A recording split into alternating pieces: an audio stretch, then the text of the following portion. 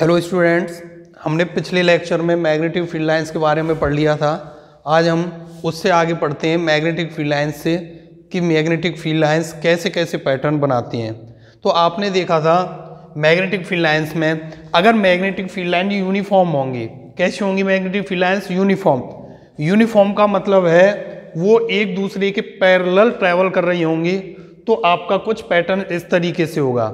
B magnetic field lines को दर्शा रहा है, ये इसके ऊपर एरो लगा हुआ है क्योंकि मैग्नेटिक फील्ड एक वेक्टर क्वांटिटी होती है। आप 12th स्टैंडर्ड में इसको आप समझोगे भी।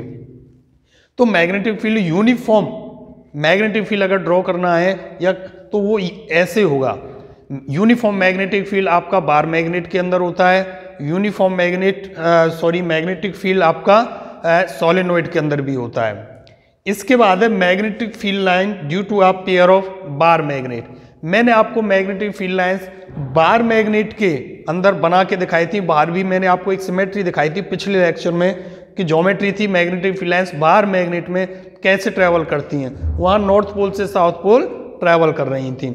अगर मान लो दो बार मैग्नेट है, एक बार मैग्नेट ये है, एक बार मैग्नेट ये है, इसका ये नॉर्थ पोल, ये साउथ पोल, ये नॉर्थ पोल, ये साउथ पोल।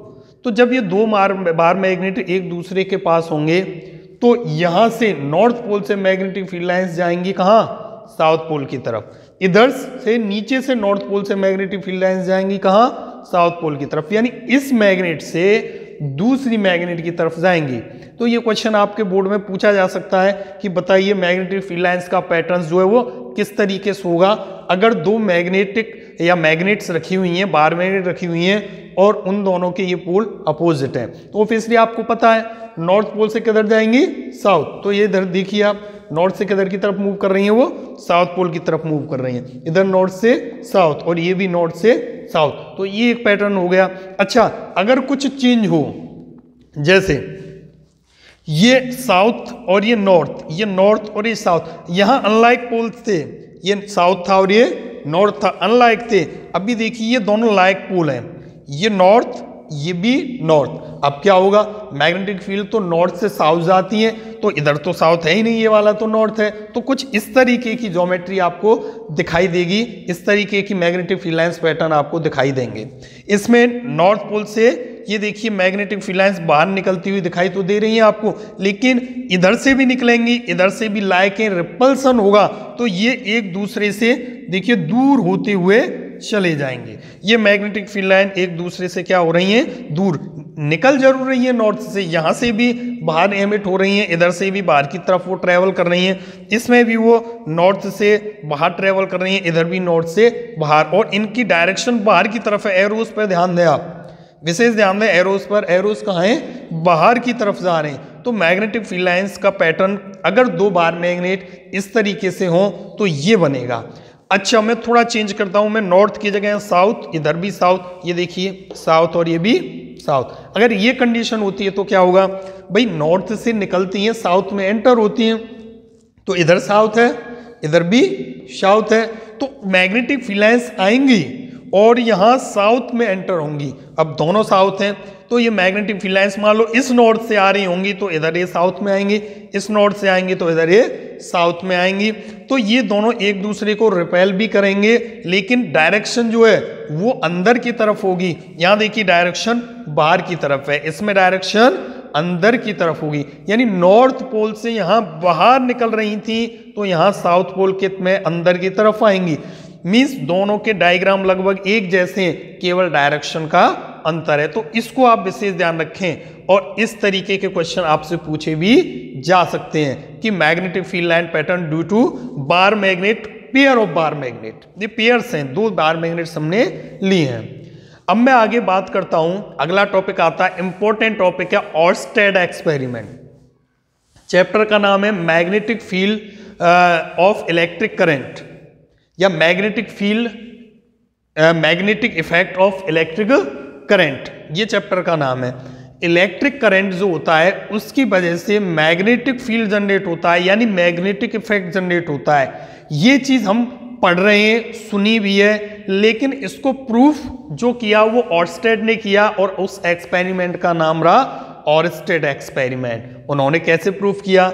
उन्होंने एक बैटरी को लिया, ये एक बैटरी है और इस बैटरी को उन्होंने कनेक्शन किया, इस बैटरी का कनेक्ट किया, ये वायर से ये की लगाई, एक ये रेजिस्टेंस लगाया और ये एक्स वाई कोई वायर लिया, थोड़ा सा थिक वायर लिया ये, और इसके पास में एक ये मैग्नेटिक कंपास, मैग्नेटिक कंपास, एक मैग्नेटिक कंपास को रख दिया।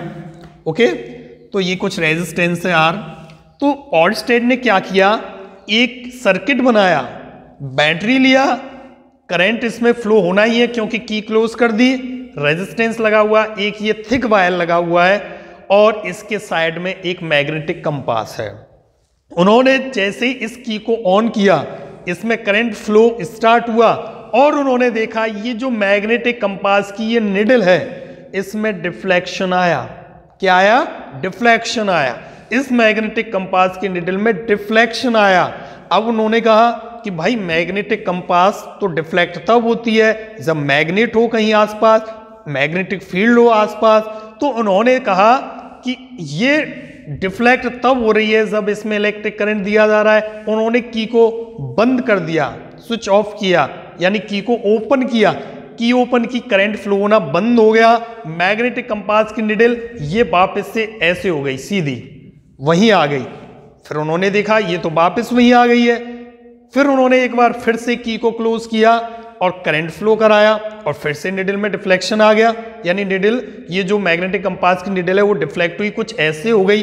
तो उन्होंने ये कहा कि जब मैग्नेटिक कंपास की निडल में डिफ्लेक्शन मैग्नेट की वजह से आता है और इलेक्ट्रिक करंट के इसमें फ्लो होने से और ना फ्लो होने से इसके डिफ्लेक्शन में फर्क पड़ रहा है। जब फ्लो हो रहा है डिफ्लेक्शन हो रहा है, नहीं फ्लो हो रहा है नहीं डिफ्लेक्शन हो रहा है। इसका मतलब सीधा सा ये है, इस इलेक्ट्रिक करंट की वजह से इसमें डिफ्लेक्शन हो रहा है और ये इलेक्ट्रिक करंट मैग्नेटिक फील्ड बना रहा है और यही मैग्नेटिक फील्ड इस कंपास में डिफ्लेक्शन दे रहा है, डिफ्लेक्शन कर रहा है। तो यहां से ये प्रूफ हो गया कि magnetic effect of electric current होता है, इलेक्ट्रिक करंट की वजह से मैग्नेटिक फील्ड जनरेट होता है।